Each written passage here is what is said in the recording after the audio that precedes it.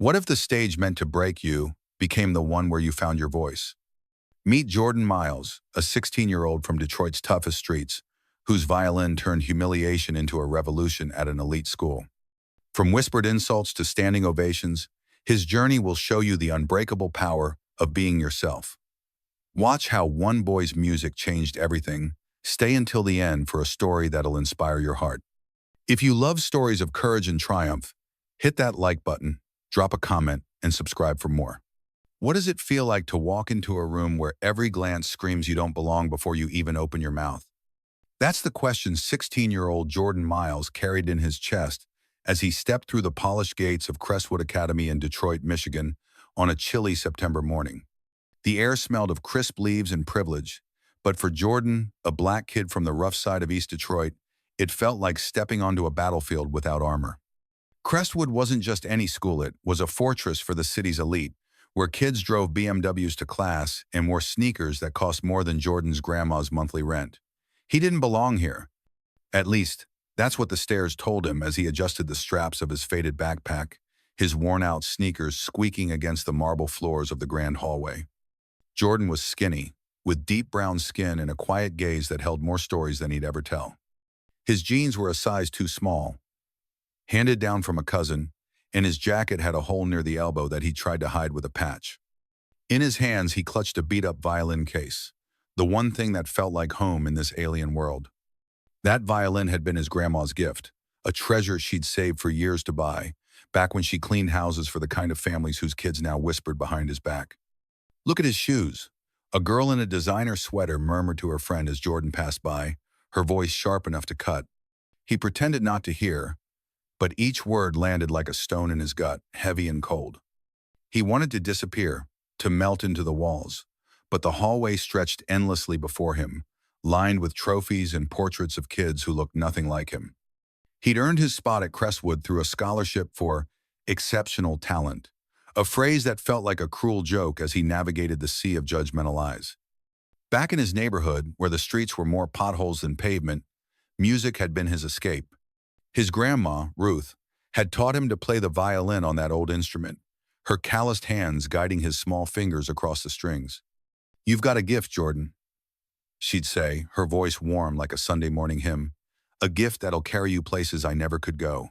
Those words had gotten him through the nights when the lights got cut off, or when Ruth came home too tired to eat after scrubbing floors all day. But now, standing in the shadow of Crestwood's towering legacy, that gift felt like a fragile thread, ready to snap under the weight of everyone's expectations. The receptionist didn't look up as he mumbled his name, just pointed him toward classroom 3A with a flick of her pen. Jordan climbed the stairs slowly, his heart pounding louder than his footsteps. When he pushed open the classroom door, the chatter stopped cold. 20 pairs of eyes turned to him, scanning him from head to toe, their silence louder than any insult. "Oh, the scholarship kid." A boy in the front row snickered, not even bothering to lower his voice. "Take a seat in the back," the teacher said, barely glancing at him, her tone clipped and dismissive. Jordan nodded, keeping his head down as he made his way to the last row, his violin case bumping against his leg. He sat, staring at the desk, the wood scratched with initials of kids who'd come before him. He traced one with his finger, wondering if they'd felt this small, this invisible. All he wanted was to make his grandma proud, to prove her sacrifices weren't for nothing. But as the whispers started up again, "Bet he took the bus. Wonder where he got that jacket." Jordan felt the weight of being an outsider settle deep into his bones, a quiet ache that no melody could soothe. Jordan Miles had survived his first week at Crestwood Academy by keeping his head down, but survival came at a cost, a quiet bruise on his pride that grew heavier with each whispered jab about his clothes or his background. The 16-year-old had learned to tune out the snickers in classroom 3A, focusing instead on the memory of his grandma Ruth's voice, her words a lifeline. "You've got a gift, Jordan." That gift, this violin, remained his only refuge, tucked safely in its battered case under his desk. But on a crisp Thursday afternoon, that fragile piece shattered when Principal Richard Hensley decided to turn Jordan into a spectacle. It started innocently enough, or so Jordan thought. He was sitting alone in the courtyard during lunch, the autumn wind rustling the leaves as he nibbled on a peanut butter sandwich Ruth had packed. The violin case rested beside him, a silent companion.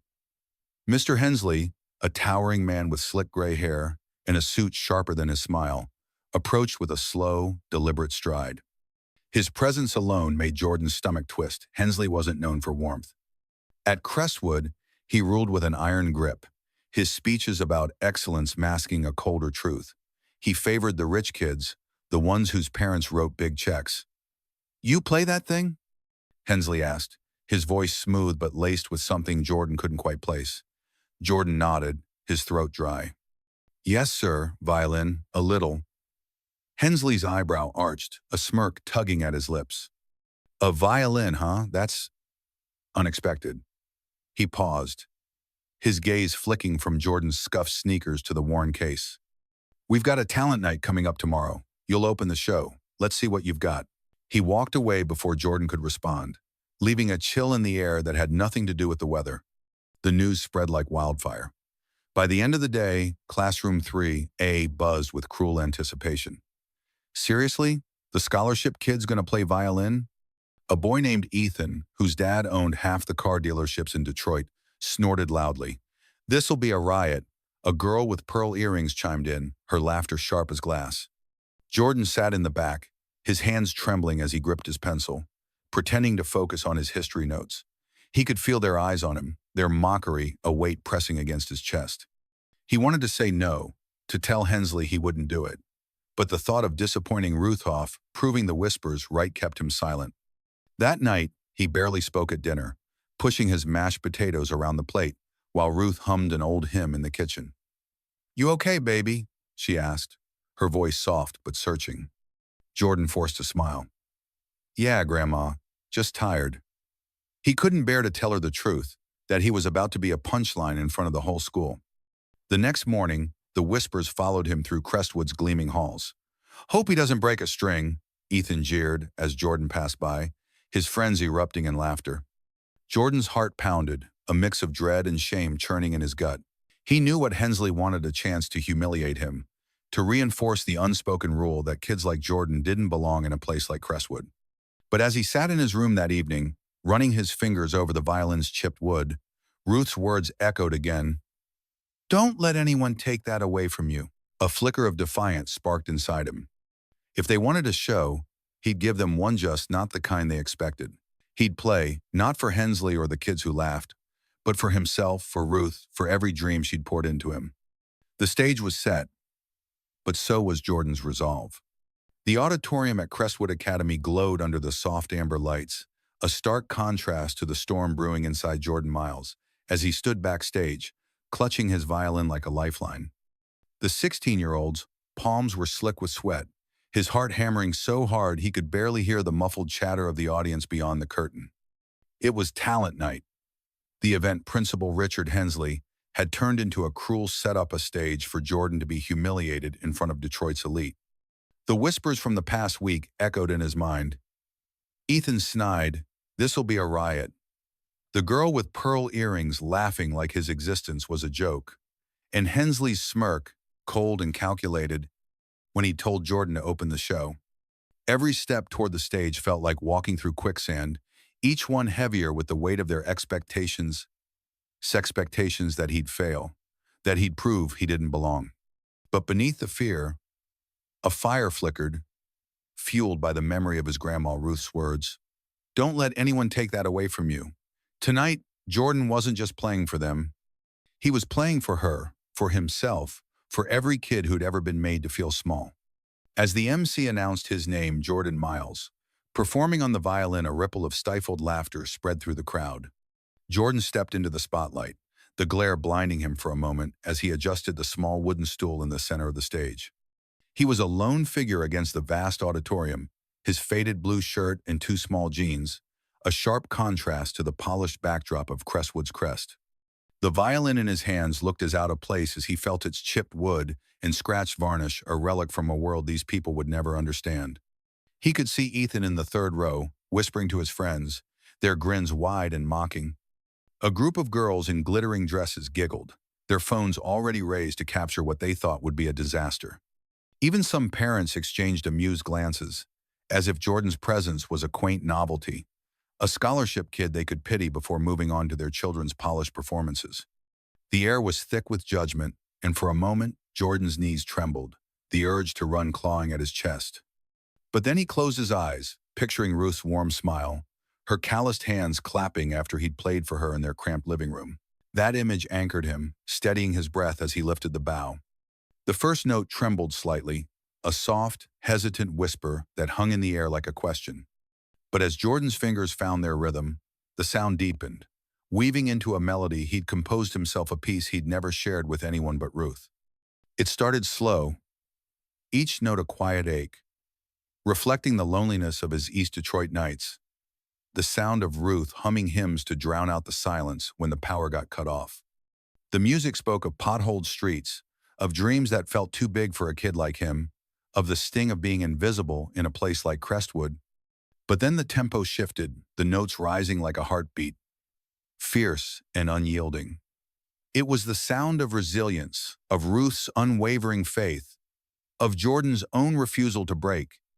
His bow danced across the strings, his body swaying as if the music had taken over, pouring out every ounce of pain, hope, and defiance he'd held inside.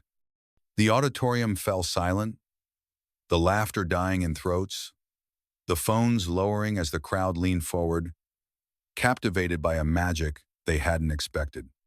When the final note lingered, haunting and pure, Jordan opened his eyes, his chest heaving as if he'd run a marathon.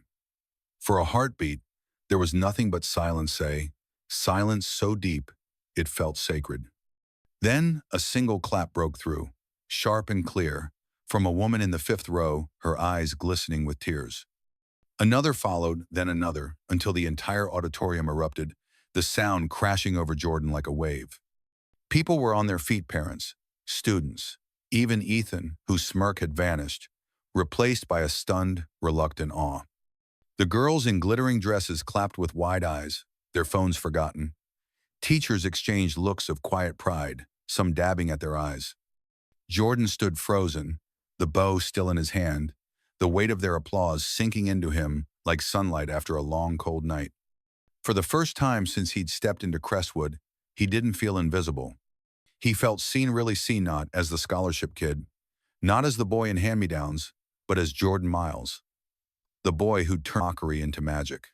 From the wings, Principal Hensley watched, his arms crossed tightly, his jaw clenched so hard it looked like it might crack. His plan backfired spectacularly.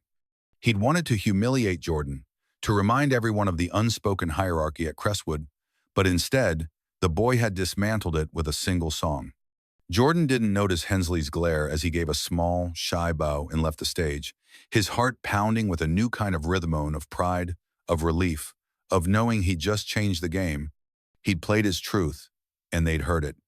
For the first time, Jordan felt like maybe, just maybe, he could belong here after all. The echoes of Jordan Miles' violin performance at Talent Night hadn't just filled the auditorium at Crestwood Academy, they'd seeped into the walls, the hallways, and the hearts of everyone who'd witnessed it. For the 16-year-old from East Detroit, stepping off that stage felt like stepping into a new world. One where the weight of being an outsider didn't press quite so hard against his chest. The applause still rang in his ears as he slipped into the shadows of the wings, his hands trembling, not from fear this time, but from a quiet, unfamiliar pride. For a moment, he'd been more than the scholarship kid in Hand Me. Down she'd been Jordan, the boy whose music spoke louder than any insult. But as the high of that night began to fade, a new tension crept in, one that would test not just Jordan, but the entire school. Change was coming to Crestwood, and not everyone was ready to welcome it. The next morning, the air at Crestwood felt different, charged with a subtle shift that Jordan could sense as he walked through the polished halls. For the first time, the whispers weren't all cruel. A girl from his history class, who'd once laughed at his sneakers, gave him a shy nod, her cheeks flushed as if embarrassed by her past behavior. A teacher, Miss Carter, stopped him in the hallway to say, "That was beautiful, Jordan." Truly. Her voice was soft, her eyes warm with a sincerity that made Jordan's throat tighten. He mumbled a thank you, his gaze dropping to the floor, unaccustomed to this kind of attention. Even Ethan, the boy who'd led the mockery before talent night, seemed unsettled, avoiding Jordan's eyes in the cafeteria as if he didn't know what to say. It wasn't acceptance not yet, but it was something. A crack in the armor of Crestwood's rigid hierarchy. A glimmer of hope that maybe, just maybe, Jordan could belong here after all. That hope, though, was fragile, and Principal Richard Hensley was determined to crush it. Hensley had watched Jordan's performance from the wings with a clenched jaw, his plan to humiliate the scholarship kid unraveling note by note. Now, the principal's control over Crestwood felt threatened. Jordan's talent had sparked something dangerous: admiration, inspiration, questions. Parents had approached Hensley after the show, their voices filled with praise for that young violinist, asking why more scholarship students weren't given chances to shine. Teachers whispered in the faculty lounge, wondering aloud if Crestwood could do more to support kids like Jordan. The boy Hensley had meant to break had instead become a symbol of what the school could be, and that was a threat the principal couldn't tolerate. By Monday, Hensley was already taking action, his moves calculated and cold. He canceled the upcoming music showcase, claiming budget constraints, and issued a memo limiting extracurricular performances to approved participants only. Everyone knew who that memo targeted. Jordan felt the sting of it in his gut when he saw the announcement on the bulletin board, his name conspicuously absent from the list of approved students. The message was clear. Hensley wanted him back in the shadows, invisible again. But Jordan wasn't alone anymore. Miss Harper, the music teacher who'd been in the audience that night, her eyes glistening as Jordan played, refused to let Hensley's actions stand. She'd taught at Crestwood for 15 years, long enough to see the principal's pattern show he favored the wealthy kids, how he silenced anyone who didn't fit his vision of excellence. Jordan's performance had lit a fire in her, a reminder of why she'd become a teacher in the first place. She rallied a small group of colleagues, Miss Carter from history, Mr. Lopez from English, and together they hatched a plan. If Hensley wouldn't give Jordan a stage, they'd make one themselves. They called it Voices of Crestwood, an impromptu talent showcase to be held in the school's courtyard, open to any student who wanted to share their art. "This isn't just about you, Jordan, miss," Harper told him after class, her voice firm but kind. "It's about every kid who's ever felt like they don't belong here. We're doing this for all of them." Jordan looked at her, his heart swelling with a mix of gratitude and fear. He'd never had a teacher fight for him like this, but the thought of facing Hensley's wrath hand, the crowd's judgment again, made his stomach churn. The day of the courtyard event arrived under a gray October sky, the air sharp with the promise of early frost. Students gathered on the grass, their breath visible in the chilly air, as Miss Harper and her team set up a makeshift stage, a few wooden crates, a borrowed microphone, and a small speaker system. Word had spread, and the crowd was bigger than anyone expected, a mix of curious students, supportive teachers, and even a few parents who'd heard about the event through the grapevine. Jordan stood off to the side, his violin case in hand, watching as other students performed poetry, a dance routine, a shy boy singing an original song. Each act felt like a small rebellion, a defiance of Hensley's rules, and Jordan felt a spark of courage growing inside him. When it was his turn, he stepped onto the crates, the crowd's eyes on him once more. This time, there were no giggles, no mocking whispers, just a quiet anticipation. He closed his eyes, picturing Ruth's smile, and played. The melody soared, a song of resilience and hope, and as the notes filled the courtyard, the crowd listened, spellbound. For the second time, Jordan's music broke through the barriers Crestwood had built, and this time, he wasn't the only one fighting to tear them down.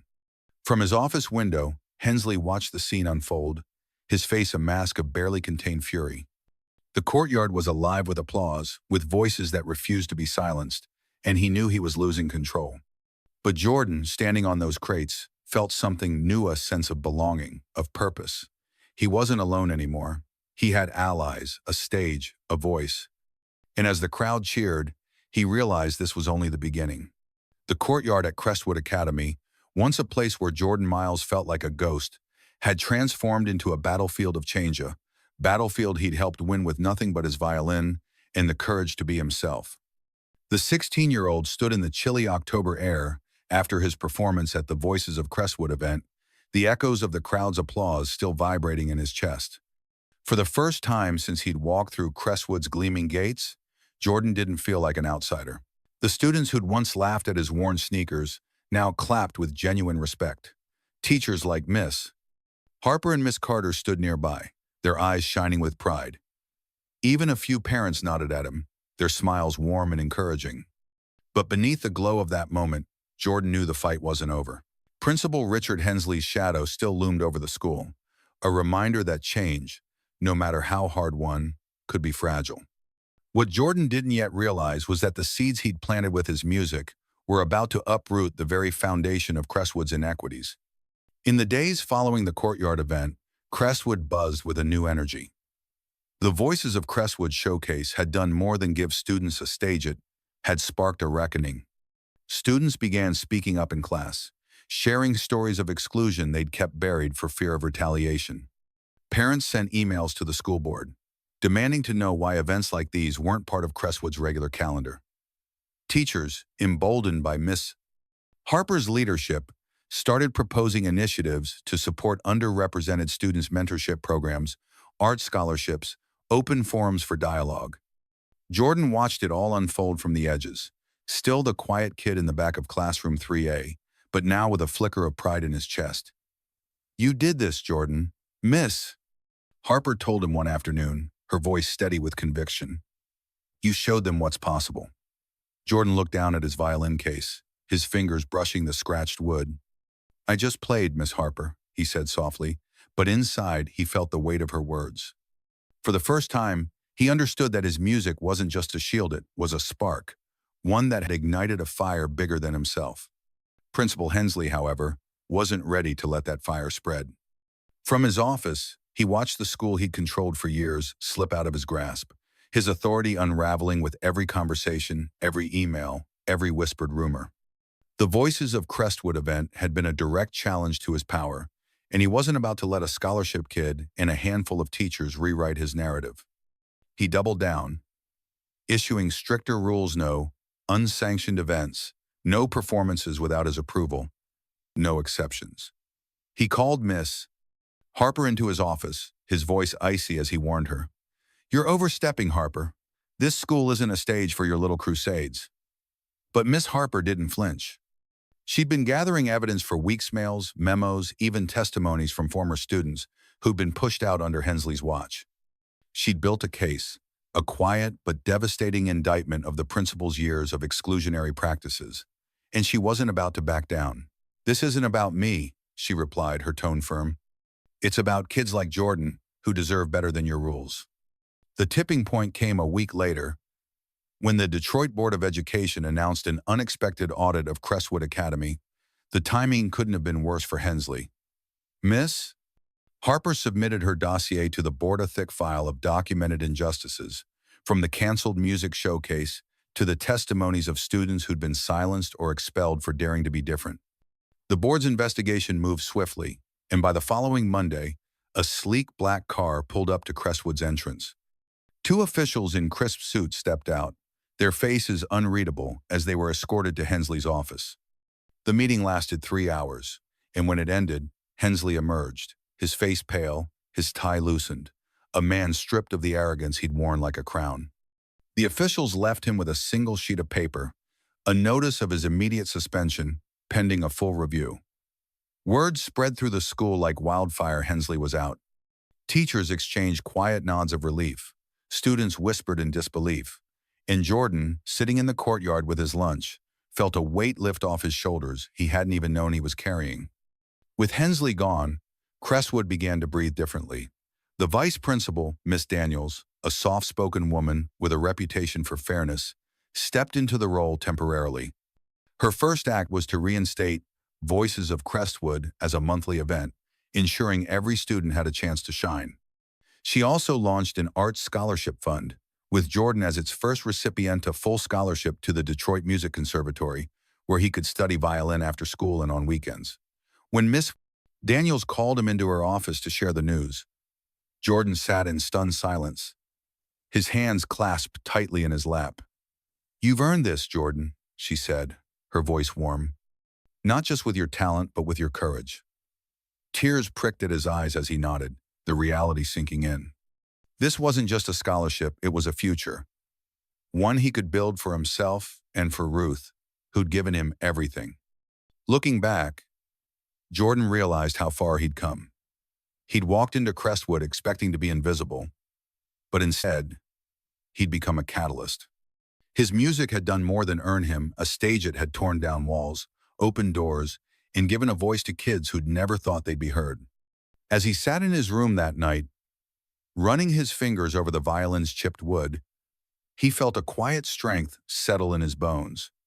He wasn't just the kid from East Detroit anymore. He was Jordan Miles, the boy who'd turned pain into purpose and who'd helped a school find its heart again. Months had passed since the courtyard at Crestwood Academy became a stage for change, and the school Jordan Miles once feared had transformed into a place he could finally call his own.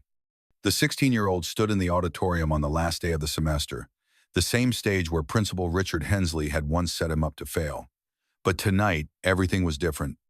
The air buzzed with anticipation as students, parents, and teachers filled every seat for Crestwood's end-of-semester celebration, a special event honoring alumni and standout scholarship students.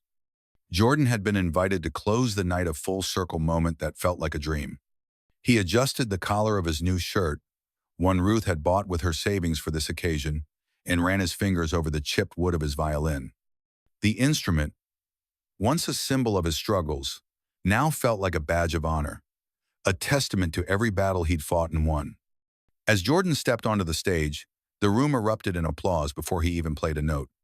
He looked out at the crowd, his heart swelling at the sight of Ruth in the front row, her gray hair tucked neatly under a navy blue hat, her eyes sparkling with pride. She'd been there through it all, the nights of self-doubt, the days of whispered insults, the moments when Jordan thought he'd never belong. Now, seeing her smile, he knew every second had been worth it. He gave a small nod to the audience, his hand steady as he lifted the violin to his shoulder. This time, the melody wasn't one of pain or defiance, it was a celebration. The notes danced through the air, bright and joyful, weaving a story of triumph, of dreams that refused to be silenced, of a boy who'd turned humiliation into hope. Each stroke of the bow felt like a brushstroke on a canvas, painting the journey from his East Detroit bedroom, where he'd played by candlelight when the power was cut, to this very stage where he stood tall, unapologetically himself. The crowd listened, some with tears in their eyes, others with smiles that mirrored Ruth's, all of them touched by the magic of a boy who'd found his voice through music. When the final note faded, the auditorium exploded in a standing ovation, the sound washing over Jordan like a warm embrace. He lowered his violin, his chest rising and falling with emotion, and for a moment, he couldn't move, overwhelmed by the love in the room. "Miss," Harper stepped forward, her eyes shining as she handed him the microphone. "Would you like to say a few words, Jordan?" she asked gently. He hesitated. He'd never been one for speeches, but then he looked at Ruth, at Miss Harper, at the faces in the crowd, and he knew he had to speak. "Thank you," he started, his voice soft but steady, growing stronger with each word. "I came to Crestwood thinking I'd never fit in, that I'd always be the kid who didn't belong. I played that first night because I didn't want to let my grandma down, but I didn't know it would change everything.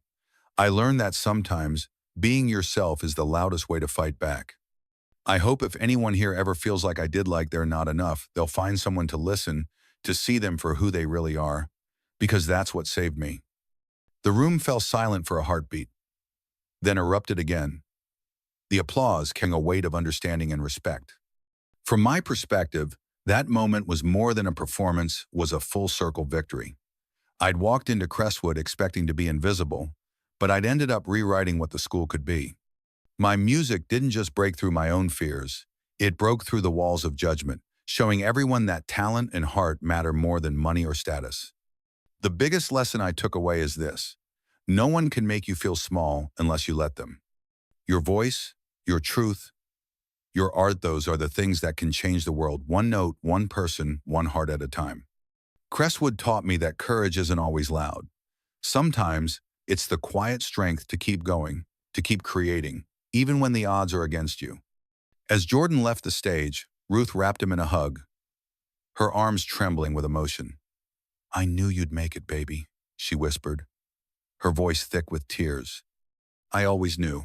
That night, Jordan didn't just close a chapter, he opened a new one where he'd continue to play, to inspire, to remind others that no dream is too big, no voice too small. His journey at Crestwood wasn't just about him, it was a beacon for every kid who'd ever felt unseen, a reminder that the truest victories come from being unapologetically yourself. Jordan Miles' story isn't just about musicians, it's about the unshakable value of being true to who you are, no matter the odds. It's a reminder that every one of us has a voice worth hearing, a dream worth chasing, and a heart worth fighting for. His journey from the shadows of East Detroit to the stage at Crestwood Academy shows us that courage and authenticity can move mountains, heal wounds, and inspire change that echoes far beyond a single school. If Jordan's story touched your heart, let us know in the comments what's the biggest challenge you've overcome to be yourself. Don't forget to like this video, hit that subscribe button, and ring the bell so you never miss another story like this. We've got more inspiring tales of resilience, triumph, and hope coming your way, stories that'll remind you just how powerful you can be. See you in the next video.